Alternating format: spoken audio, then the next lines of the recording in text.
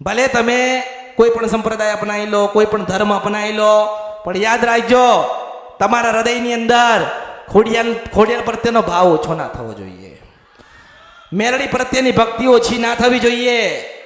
જે મંદિરે જવું હોય જજો, જે સંપ્રદાયમાં જવું હોય જજો, પણ કોઈ દાડો તમારી કુળદેવીનો તિરસ્કાર ના કરતા, આઠમ ના ભૂલી જતા, ભક્તિ ના છૂટી જાય.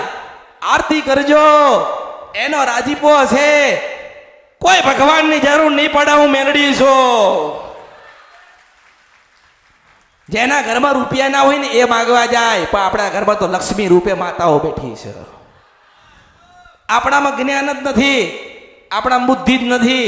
જ્યાં દોરો ને ત્યાં જાય, જ્યાં સારું જોવો ને માણસ ત્યાં જાય, ક્યાંય નથી જવાનું. આપણે આપણી માના પાસે તો જાઓ, માની ભક્તિ તો કરો.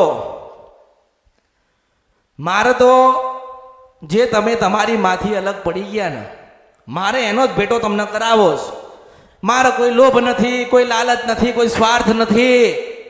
તમારી પાસે હું એક પણ રૂપિયાની આશા મેળવી રાખતી નથી. કોઈ એવું વિચારવાનું નહીં કે માતાજી મને ક્યારે મળશે.